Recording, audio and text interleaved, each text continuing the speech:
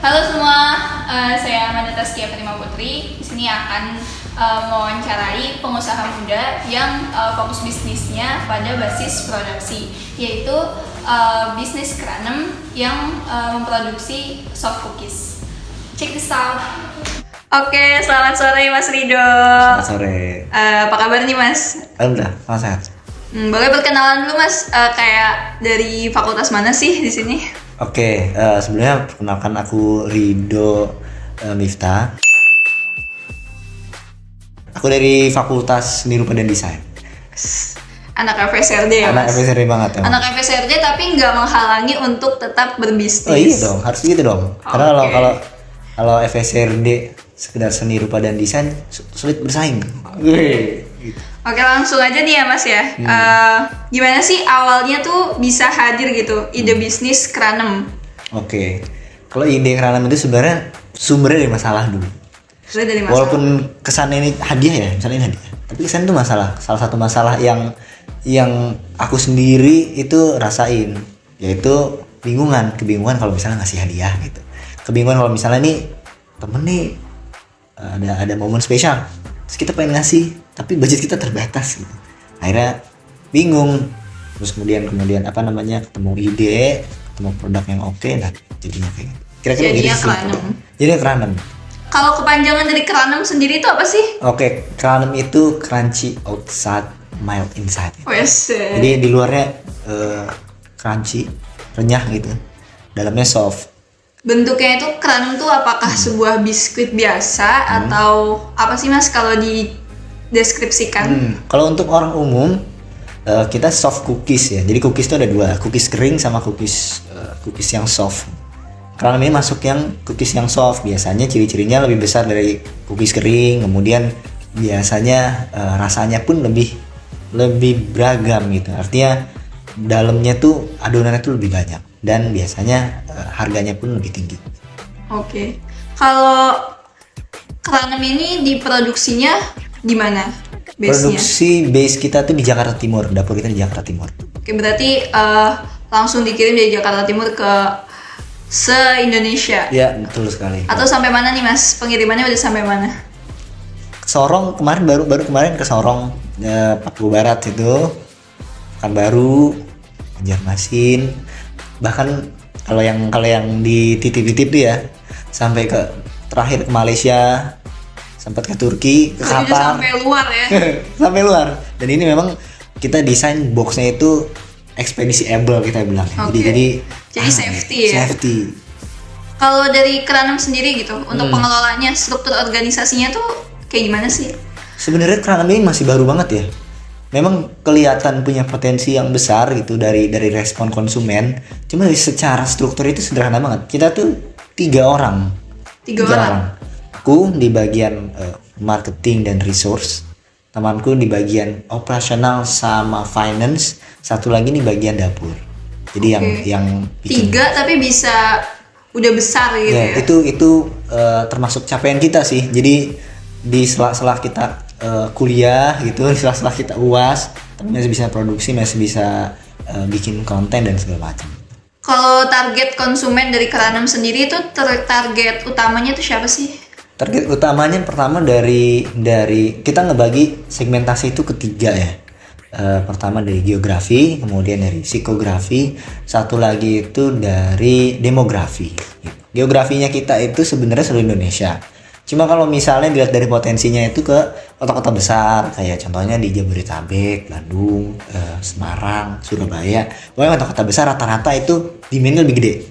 Terus kalau dari psikografi, dari interestnya, dari keinginannya atau dari tariknya, mereka yang biasanya pengen momen-momen spesialnya itu iya berkesan kayak gitu. Nah biasanya ada stimulus tuh, ada barang-barang yang diperlukan.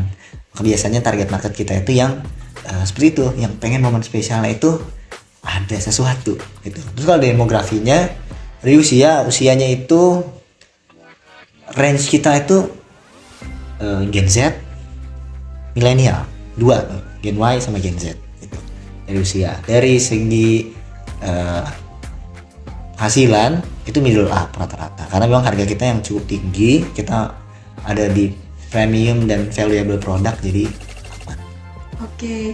Kalau keunggulan Keranem sendiri dibandingkan produk-produk yang lain? Oke, ini menarik. Kita bagi jadi dua ya, dari benefits dan dari functional, dari fitur. Kita kalau keunggulan dari segi fitur, functional benefits gitu, itu pertama cookies kita emang beneran enak. Cookies itu emang beneran enak. Jadi dari 4.000 atau 3.000 4.000-an cookies yang udah keluar itu nggak, hampir banget yang beli itu sekali, itu hampir jarang banget. Jadi rata-rata mereka beli 2, 3, 4, bahkan yang kemarin itu ada 23 box satu bulan itu satu orang. Kalau misalnya yang nitip ya, tapi itu di situ nggak satu orang case-nya, benar-benar banyak. Jadi memang tervalidasi bahwa ini enak, bukan kata kita kan. Dari segi fitur, kemudian dari packagingnya, kemasan kita memang harus diakui, kemasannya memang menarik gitu, full color, kemudian ya bisa dari boxnya aja udah colorful banget ya. Banyak dari orang yang beli itu bahkan dia bilang beli karena packagingnya salah satunya, jadi ditambah sama itu. Dari sisi fitur kira-kira begitu. Kalau dari sisi value-nya, emotional benefits-nya, Keranem ini punya pride tersendiri. Karena memang kita nyasarnya itu di blue ocean namanya. Jadi bukan red ocean yang udah banyak banget misalnya. Contoh, kalau di Shopee itu cookies, soft cookies itu banyak banget.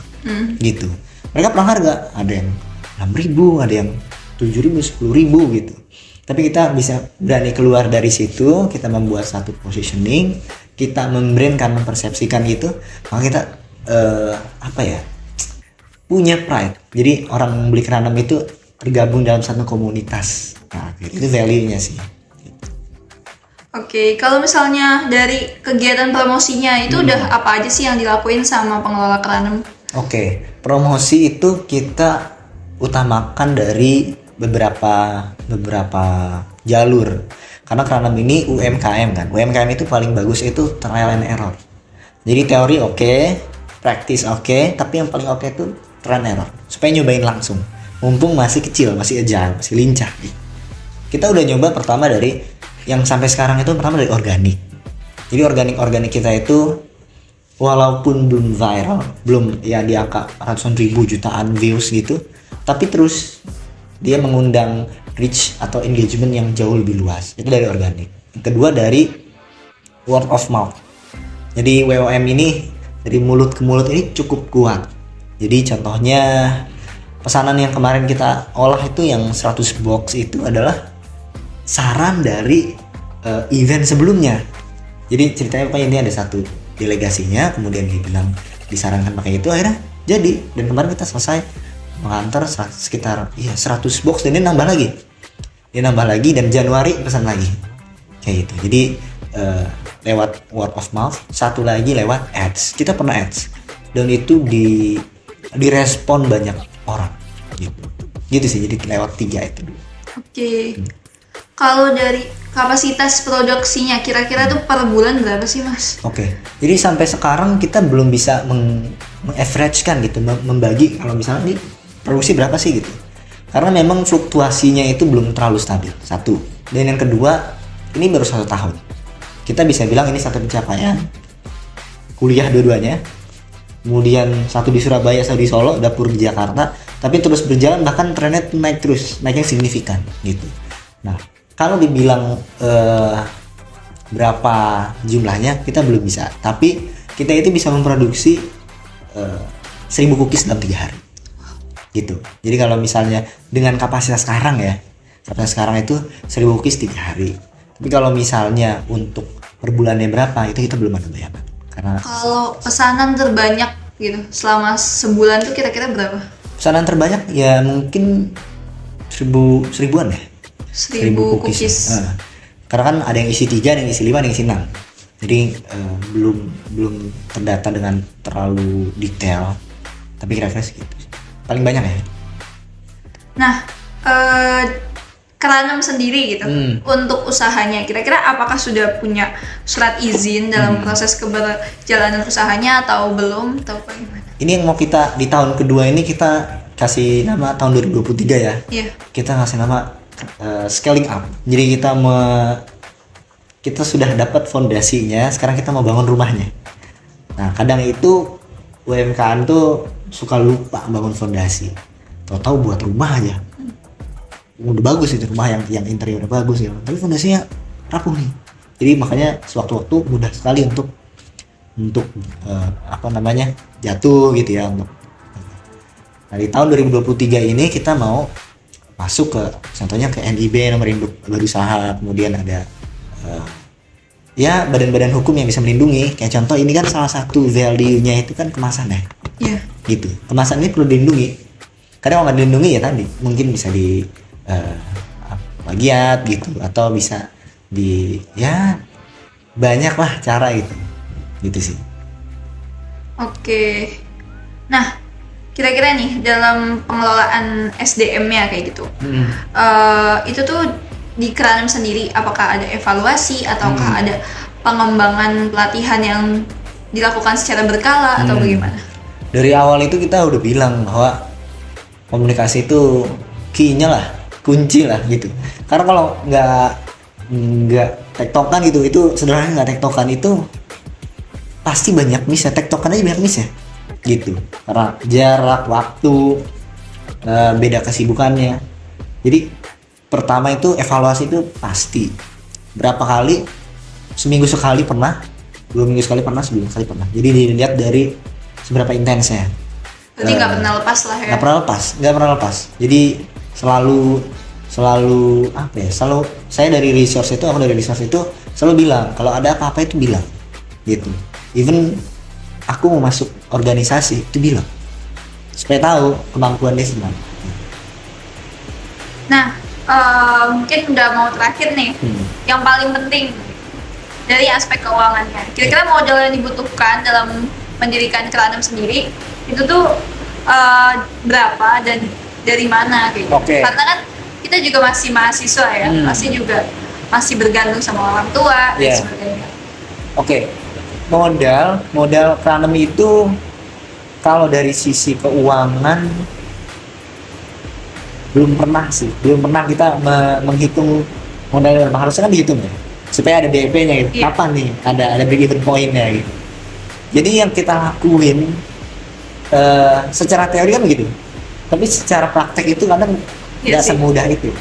Jadi kadang kita itu justru lebih baik ini produk berkembang dulu, nanti jalanin dulu terus diperbaiki daripada pusing nih. Karena gini, contoh ada produk yang kita belinya second, ada produk yang memang sudah dibeli sebelum Kranem itu ada. Jadi udah ada bawaan. Udah ada bawaan. Kalau dievaluasikan, dihitung, kita belum tahu ini berapa gitu, dengan nilai penyusutan, dengan segala macam. Jadi kalau dibilang modalnya berapa, kita belum tahu berapa gitu. Tapi kalau misalnya dibilang tadi berapa yang dibutuhkan gitu, sampai saat ini sih mungkin di angka mungkin puluhan ya untuk membuat Kranem yang sampai sekarang nih, itu puluhan. Dari kemasannya pun kemasannya cukup mahal. Jadi udah dari kemasan, kemudian kita kan stok barang, itu kan berarti aset kita tuh gitu. Jadi sudah cukup besar walaupun ya nggak gede, tapi terus bertumbuh. Tapi kalau exactly modalnya berapa kita belum. Kalau boleh tahu nih Mas, modalnya itu apakah awalnya dari bagian-bagiannya masing-masing kayak gitu, patungan atau emang full ada satu pemodal kayak gitu? Kita berdua nih, secara struktur kita berdua, terus di bawahnya satu, di dapur itu satu. Orang partnerku ini dia dulu punya usaha baking juga gitu. Punya usaha baking dan salah satunya itu cookies. Tapi cookiesnya itu trennya menurun. Karena memang dia by product gitu. Jadi produk sentris. Dia buat produk dulu tapi nggak tahu nih dikemanain. Sedangkan kalau dari aku sendiri, aku bilang produk itu harus punya needs-nya, harus siapa yang pakai itu harus jelas. Makanya akhirnya aku kolaborasi bareng dia gitu. Jadi modal utamanya itu dari partnerku. Modal utamanya dari partnerku. Aku masuk, kemudian aku punya valuasi di situ dengan intangible asset, kemampuan desain, kemampuan analisis, kemampuan mengembangkan gitu. Kan salah satunya kemarin tuh kita sempat cerita-cerita sharing gitu ya setelah kita beneran besar tuh. Mungkin kalau misalnya kita nggak partneran itu nggak bertahan karena trennya terus turun gitu sih kalau dari segi mulainya. Oke, berarti Kak Anum nih terus merintis tapi terus konsisten. Ya itu kunci semua usaha sih kayaknya itu. Makasih banyak Mas Rido, Oke, semoga sama-sama, Kak Anum Mbak. semakin berkembang, Amin. semakin Makasih. sukses, berkah, dan Amin. kalau bisa udah ke mancanegara semakin luas lah. Iya pasti dong, kita pengen, ya siapa sih nggak pengen lebih besar gitu. Oke, makasih banyak Mas Rido. Oke.